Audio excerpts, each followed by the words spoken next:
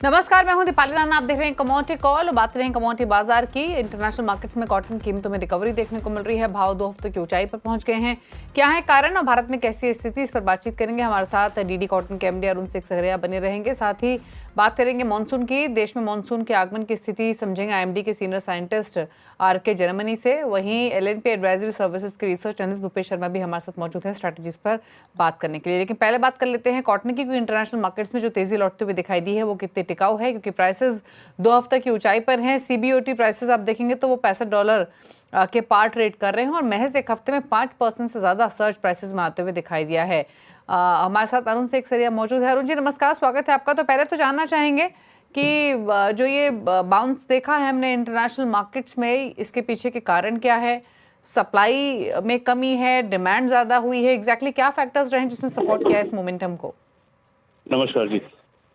देखिए, लास्ट 2-3 दिनों में जो प्राइस के मूवमेंट अपने देखने को मिले हैं आइस के अंदर, इसको कोई पिन पॉइंट करे कि भी ये कारण से हुआ है, it is very difficult. But कल का जो अभी जो एफटीए भी साइन हुआ है and there is also expiry of जो कॉन्ट्रैक्ट की जो एक्सपायरी हो रही है और it is moving to next month, तो उसके कारण में मेरे को लगता है कि भी lot of people funds and all who are short on ice, they are gradually going long on ice. So it is again a speculative element, but yeah, that is one of the reasons. There is no improvement, कोई demand के अंदर improvement नहीं है, कोई ये आप ये बोलो कि भाई सडनली डिमांड आगे के कुछ नहीं है, ऐसा अभी फिलहाल आज की तारीख में कुछ हुआ नहीं है. So I don't attribute this to any other reason except कि भाई इसके अंदर जो लॉन्ग शॉर्ट पोजीशन फंड्स की है वो थोड़ी निकली है. एंड अभी भी लोग देख रहे हैं कि भाई ये क्या डायरेक्शन पकड़ने वाला है आगे जाके. ओके, तो प्राइसेस पर कुछ कमेंट रहेगा क्या अरुण जी इंटरनेशनल मार्केट्स में, क्योंकि हमने लगातार प्राइसेस वीक ही देखे हैं। ये रिकवरी कितनी टिकाऊ लग रही है या क्या व्यू है यहाँ से फिर फर्दर प्राइस मूवमेंट को लेकर? देखिए, मेरे को ज्यादा टिकाऊ दिख नहीं रही है ये प्राइसेस, बिकॉज कोई भी मार्केट के अंदर प्राइसेस का टिकने का कारण एक सबसे बड़ा कारण होना चाहिए डिमांड का, और वो डिमांड अभी फिलहाल दिख नहीं रही है. अगर डिमांड पिकअप होती है और कंसिस्टेंटली पिकअप होगी 1-2 महीने के लिए या 20-25 दिन के लिए, कोई पीछे आगे जाके आपको पता चलेगा कि भाई यस इसमें डिमांड आ रही है और बाजार थोड़ा बढ़ रहा है. आज के तारीख में फिजिकल में भी डिमांड नहीं है, यान में भी डिमांड नहीं है, और नाइदर आपके वैल्यू एडेड प्रोडक्ट्स में डिमांड है ज्यादा, जिसके कारण अपन कह सकते हैं कि भाई प्राइस बढ़ेगी. अच्छा, डोमेस्टिक मार्केट में किस तरीके की सिचुएशन बनी हुई है? क्योंकि हमने देखा है सीसीआई की तरफ से प्रोक्योरमेंट हमने देखा है। अगर हम दिसंबर की ही बात करें जब पीक सीजन था, तब भी 60% ऑफ डेली अराइवल्स एमएसपी पर प्रोक्योर की सीसीआई ने। अभी डोमेस्टिक मार्केट में क्योंकि किसानों की बात करें तो वो तो लगातार गवर्नमेंट सपोर्ट की मांग करते रहे हैं, बट किस तरीके की स्थिति फिलहाल ग्राउंड रियलिटी बनी हुई है? देखिए, डोमेस्टिक मार्केट का जहाँ तक सवाल है वो उनका तो फार्मर्स को तो कोई प्रॉब्लम नहीं है, बिकॉज सीसीआई एमएसपी पे परचेज कर रही है, पर एमएसपी आज की तारीख में फिजिकल मार्केट से काफी ऊंचे भाव में है. Number 1. Number 2, as far as demand is concern, ये कहना गलत नहीं होएगा कि भाई डोमेस्टिक मार्केट की demand is better than the export demand. So उधर माल जो बन रहा है उतना माल खप रहा है, बट इतना नहीं है जिसके कारण डिमांड बढ़ेगी. तो डोमेस्टिक इज ओके. अभी जैसे अगर 100% डिमांड होती थी तो उसके अंदर अभी demand suppose it is about 75%, but export के अंदर जो 100% होती थी the demand is less than 50%. अच्छा, डोमेस्टिक क्रॉप की सिचुएशन कैसी है सर? क्योंकि बीच में रिपोर्ट्स आई थी, सीए एक्सपेक्ट कर रहा है कि डोमेस्टिक क्रॉप में कुछ श्रिंकेज देखने को मिल सकता है. किस तरीके की स्थिति दिखाई दे रही है अगर क्रॉप एस्टिमेट्स की बात करें तो? देखिए, डोमेस्टिक क्रॉप का we have got a meeting. अभी हम लोग ने 15 तारीख की मीटिंग बुलाई है ऑल इंडिया कॉटन एसोसिएशन की. All the people from everywhere is coming. So उसमें असेसमेंट आ जाएगा अपना क्रॉप का. बट कहना है कि क्रॉप अभी माल आ रहा है, अभी भी अराइवल आ रही है, तो ये कहना मुश्किल है. गलत नहीं होएगा कि भाई अराइवल आ रही है, और जो नंबर आंकड़े आए हुए हैं सीआई के और गवर्नमेंट की तरफ से भी, उसमें थोड़ी बढ़ावा होने के चांसेस है. ओके, शुक्रिया सर आने के लिए शो में, कॉटन पर कमेंट करने के लिए. तमाम फंडामेंटल्स पर हमारे साथ भूपेश शर्मा बने हुए हैं. भूपेश, आपकी राय क्या है कॉटन प्राइसेस को लेकर? इंटरनेशनल प्राइसेस लगातार गिरावट के बाद थोड़े संभले हैं, क्या व्यू है आपका? जी नमस्कार दीपाली जी। अगर बात करें कॉटन के प्राइसेस की, तो कॉटन में अगर सेंट के प्राइसेस देखें तो अभी 68.83 का दाम चल रहा है, और यहाँ पर मुझे लगता है कि अभी भी वायदा है इसमें 71 से लेकर और नीचे में 64 की रेंज में चलना चाहिए। मुझे लगता है कि बाजारों ने अच्छा खासा कंसोलिडेशन प्राइसेस में आ चुका है और ये जो कंसोलिडेशन होने के बाद प्राइसेस में एक अच्छा मूव आने वाले समय में देखा जा सकता है, जिसमें कि प्राइसेस ऊपर में 75 और 81 और उसके ऊपर भी जा सकते हैं। ओके, चलिए अब बात करते हैं मॉनसून की। और मॉनसून पर आईएमडी ने अनुमान जारी किया है, जिसमें कहा गया है कि जो मॉनसून है वो साउथ वेस्ट मॉनसून तेजी से आगे की तरफ बढ़ रहा है और 7 दिनों में साउथ अंडमान सागर पहुंचेगा। क्या है लेटेस्ट अपडेट, समझते हैं। आरके जर्मनी हमारे साथ बने हुए हैं। सर नमस्कार, बताइए किस तरीके की लेटेस्ट अपडेट रही हैं। क्या मान के चले कि ये अर्ली ऑनसेट है ओवर अंडमान सी, और कब तक ये आगे बढ़ते हुए दिखाई देगा, क्या सिचुएशन है? नहीं, बिल्कुल जैसे वो 13 जून को जो कंडीशन डेवलप हो रहा है कि जो south west monsoon will advance over south Andaman sea and then south east bay of Bengal around 13 में and normal date is 18 and 19 में, तो इसको normal we expect and that is the date IMD has given. Okay, अच्छा, अगर हम overall देखें सो फार जो स्थिति दिखाई दे रही है वो आपके पुराने आईएमडी के पुराने प्रेडिक्शंस पर ही बेस्ड है, कुछ बदलाव होते हुए दिखाई दिए हैं जिस तरीके के प्री मॉनसून शावर्स रहे हैं? We have already given a forecast on 15th April about the all India rainfall and its pattern. So that is the only forecast available till that it will be above 104% or normal. And the ENSO neutral condition will remain, and there is nothing negative. So that we have already given. Okay. But if you see the current status, actually it is mainly the, we do not have any equal conditions for last 5 to 7 days, and we have a large scale rainfall over for last 3 days. There are thunderstorm, gusty wind, and heavy rainfall reporting, and we are having mainly rainfall even in Mumbai also it is continuing, and Maharashtra also will get continue to rainfall, isolated thunderstorm activity, and conditions are very, favorable for this rainfall activity for next 3 to 5 days. Yeah, thank you. Okay, ठीक है, चलिए शुक्रिया sir quickly comment करने के लिए अपने latest predictions पर। तो ये बात मॉनसून की हुई, जो कि फिलहाल नॉर्मल स्थिति दिखाई दे रही है। 7 दिनों में साउथ अंडमान सागर पहुंचेगा, 15 दिनों में श्रीलंका पहुंच सकता है। केरला में 1 जून के आसपास की एक्सपेक्टेशन थी, लेकिन उससे पहले ही जाने की पॉसिबिलिटी दिखाई दे रही है। अब तक जो प्री मानसून शावर्स हुए हैं वो भी काफ़ी बेहतर हुए हैं। कई राज्यों में अच्छी प्री मानसून बारिश हुई है और अगले कुछ दिनों तक बारिश जारी रह सकती है। वेस्टर्न डिस्टर्बेंस के कारण कई राज्यों में बारिश देखने को मिली है। लेकिन चलिए आगे बढ़ते हुए फोकस करते हैं स्ट्रैटेजीज पर। भूपेश से हमने कॉटन पर तो बातचीत की, ले लेते हैं उनसे कुछ और ट्रेड्स। भूपेश बताइए, कुछ और ट्रेडिंग कॉल्स आपकी तरफ से?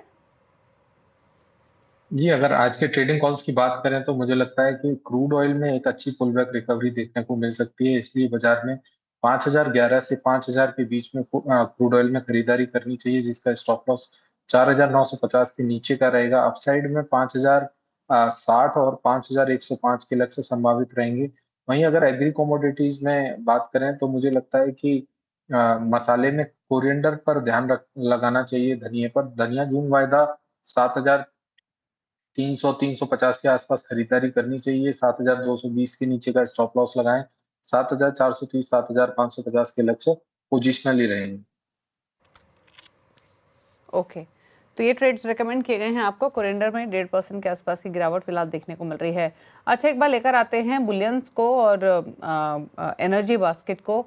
वहाँ पर क्या रुझान देखने को मिल रहा है? फिलहाल गोल्ड देखें तो थोड़ा सा नरम है, ½ % नीचे 97,051 के आसपास ट्रेड कर रहा है। सिल्वर में फिलहाल ये इंटरनेशनल मार्केट्स के प्राइसेस हैं, जहां पर थोड़ी सी नरमी हमने आते हुए देखी। $3400 के पार जाने के बाद 3381 के मौजूदा लेवल्स इंटरनेशनल मार्केट्स में देखने को मिल रहे हैं। वहीं सिल्वर देखेंगे तो 96,380 के आसपास ट्रेड कर रहे हैं, यहाँ भी हल्की सी नरमी ही बनी हुई है।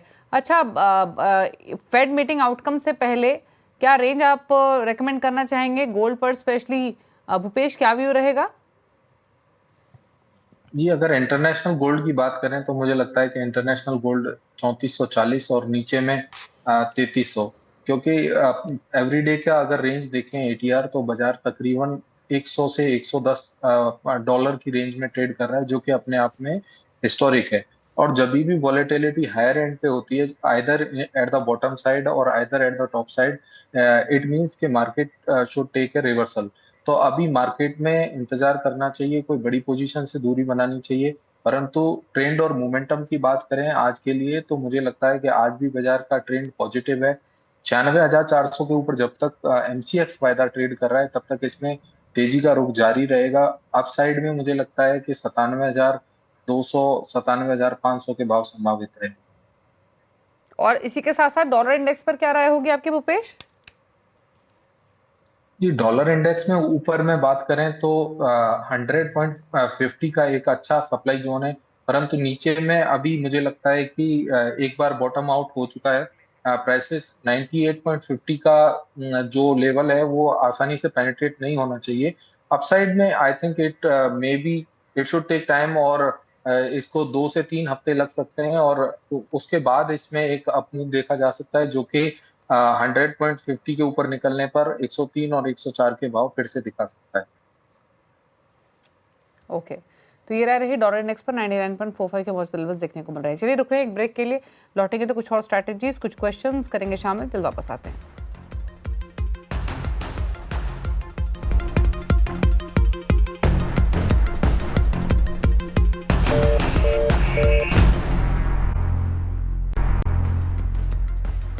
आप दे रहे हैं कमोडिटी कॉल, भूपेश शर्मा हमारे साथ मौजूद हैं आपकी सभी क्वेरीज को आंसर करने के लिए। फटाफट से लेते हैं सवाल। महेश मांजरेकर का सवाल आया है महाराष्ट्र से। इनका सवाल है सोने पर इन्होंने एक लॉट खरीदा हुआ है 93,000 के प्राइस पर, प्रॉफिट्स लें, होल्ड रखें, जानना चाहते हैं क्या भाव यहाँ से और बढ़ेंगे, क्या व्यू है भूपेश? जी, मुझे लगता है कि अभी भी भाव में पॉजिटिविटी जारी है। अगर टेक्निकल चार्ट की बात करें तो भाव ऊपर में 98,000 और 98,500 तक भी संभावित रहेंगे। एक बार इन्हें अपनी पोजीशन में 96,000 का स्ट्रिक्ट स्टॉप लॉस फॉलो लगाना चाहिए और अपनी पोजीशन में बने रहना चाहिए। ऊपर में कहीं भी भाव 98,000 से 98,500 के आसपास आते हैं तब इनको प्रॉफिट बुकिंग भी करनी चाहिए। सुबोध मिश्रा का सवाल है कानपुर उत्तर प्रदेश से, क्रूड ऑयल पर निवेश करना चाहते हैं, क्या ये लेवल सही है या रुके अभी? जी बिल्कुल, मुझे लगता है कि क्रूड ऑयल में ये निवेश का एक सही समय हो सकता है और जहां तक बात करें लेवल्स की तो 5,000 से लेके 4,900 एक अच्छा सपोर्ट जोन रहेगा बाजार के लिए, डिमांड जोन। और यहाँ पर खरीदारी करके 4,800 के नीचे का स्टॉप लॉस लगाएं। हो सकता है आने वाले समय में बाजार 5,250 और 5,450 के लेवल भी दिखा सकता है। ओके, मेघना पांडे ने सवाल भेजा है लखनऊ उत्तर प्रदेश से। 840 के भाव पर 2 लॉट खरीदे हुए हैं कॉपर के, क्या करना चाहिए इन स्तरों पर? जी, कॉपर का बाजार अगर देखा जाए तो कई दिनों से एक साइडवेज जोन में 858 से लेकर और 840, तो बाजार अभी एक जो साइडवेज जोन है उसका आइदर साइड का ब्रेकआउट या ब्रेकडाउन आने का इंतजार करना चाहिए, तभी इसमें निवेश की सही सलाह दे पाएंगे। अन्यथा बाजार एक रेंज जो 840 से लेके 858 तक की रेंज है उसी में दायरे में चलता रहना चाहिए। ओके, बात करते हैं अगले व्यूअर की और इन्होंने सवाल भेजा है ग्वार सीड पर। राम सिंह मीना ने राजस्थान से, फिजिकल फॉर्म में ग्वार सीड है, 2 कुंटल पोजीशन है, भाव चले नहीं है तो जानना चाहते हैं इसी भाव पर निकाल दें इस होल्डिंग को या रखें अभी भी? जी, ग्वार सीड की बात करें तो पिछले दिनों स्काईमेट और आईएमडी दोनों के जो आकलन आने के बाद, मानसून के जो आकलन आए हैं उसके बाद प्राइसेस में एक गिरावट देखी गई है। तकरीबन 7 से 8% की गिरावट देखी गई है क्योंकि दोनों ही एजेंसीज ने मानसून का जो फोरकास्ट किया है काफी अच्छा किया है और जब भी मानसून का फोरकास्ट अच्छा होता है तो ये कमोडिटी जस्ट उसके इनवर्स बिहेव करती है। मुझे लगता है इन्हें ऑलरेडी प्राइसेस नीचे के भाव पर हैं, इन्हें अपनी पोजीशन में बने रहना चाहिए। वैसे भी हाजिर गुआर इनके पास पड़ा है तो इन्हें अपनी पोजीशन में बने रहना चाहिए। हो सकता है कि जुलाई या अगस्त के महीने में एक अच्छा स्प्रेड देखने को मिले जिसमें भाव 5,450 5,650 तक के भी देखने के लिए संभावित हो सकते। ओके, जिंक पर सवाल आया है हमें दुबई का, नई दिल्ली से। जिंक में निवेश करना है, इन्हीं स्तरों पर निवेश करें या क्या स्ट्रैटेजी रखें, बताइए। जी, जिंक की बात करें तो जिंक के बाजार में एक अच्छी गिरावट पिछले दिनों में देखी गई है। मुझे लगता है कि कॉन्ट्रेरी व्यू यहाँ पर देना नहीं चाहूंगा, परंतु एक बार कल फेड का डिसीजन आने के बाद एक थोड़ी सी स्थिति स्पष्ट होगी, उसके बाद इसमें एक नए विचार बनेंगे। मुझे लगता है कि अभी बाजार एक दायरे में रहना चाहिए जो दायरा 242 से लेकर 250 243 के बीच में रहना चाहिए। कहीं भी बाजार अभी 248 वाला 242 के आसपास आता है तो रिस्क रिवॉर्ड के हिसाब से बाजार वहां पर खरीदारी कर सकते हैं, जिसका स्टॉप लॉस ₹2 का रखें मात्र 240 का। और अपसाइड में जो टारगेट रहेंगे वो बहुत ही मिनिमम टारगेट रहेंगे 250 और 252। ओके, एक और सवाल लेते हैं। अनिल गुप्ता ने हिमाचल प्रदेश से भेजा है, एल्यूमिनियम पर 225 के भाव पर एक लॉट खरीदा हुआ एल्यूमिनियम का क्या सजेशन रहेगा इनके लिए 230 पर फिलहाल ट्रेड करते हुए? जी, बहुत ही अच्छी इन्होंने बाइंग की हुई है। मुझे लगता है कि इन्हें अपनी पोजीशन में बरकरार रहने चाहिए और अपसाइड में हो सकता है कि अगर कोई टैरिफ की न्यूज़ में देखा जाता है, अच्छी खबर देखने को मिलती है, तो मुझे लगता है कि एल्यूमीनियम के भाव यहाँ से और ज़्यादा नहीं टूटने चाहिए। अपसाइड में 242, 247 तक के लक्ष्य संभावित रहेंगे, इसलिए इन्हें कॉस्ट टू कॉस्ट का स्टॉप लॉस लगाकर अपनी पोजीशन में बने रहना चाहिए। ओके, चलिए, तो ये बात हुई एल्यूमिनियम की, जहां पर आप पोजीशन बना सकते हैं। एक सवाल और ले लेते हैं, और ये सवाल टर्मरिक पर भेजा है सुरेश ने नासिक से। जानना चाहते हैं कि 13,200 के भाव पर इन्होंने एक लॉट लिया हुआ है टर्मरिक का, निकल जाए इस पोजीशन से या होल्ड रखें? जी, टर्मरिक का अगर ट्रेंड और मोमेंटम की बात करें तो मुझे लगता है टर्मरिक का ट्रेंड और मोमेंटम दोनों नेगेटिव बने हुए हैं। जून वायदा में 14,200 के नीचे यहाँ पर एक फ्रेश ब्रेकडाउन देखा गया है। मुझे लगता है कि बाजारों में अगर 13,700 के दाम टूटते हैं जून वायदा में, तो इसमें एक स्टीप फॉल देखा जा सकता है, जिसमें प्राइसेस 13,200, 12,800 और 12,300 तक भी संभावित रह सकते हैं। इसलिए स्ट्रिक्ट स्टॉप लॉस इनको 13,700 का हल्दी में लगाना चाहिए। ओके, चलिए, तो ये रह रही टर्मरिक पर। फिलहाल 13,770 पर प्राइसेस कारोबार कर रहे हैं। चलिए, रुक रहे हैं इसी के साथ एक ब्रेक के लिए। थैंक यू भूपेश, शो में आने के लिए और स्ट्रैटेजीज के साथ साथ क्वेरीज को आंसर करने के लिए। इसी के साथ एक ब्रेक के उस पर आवाज समाचार। नमस्कार।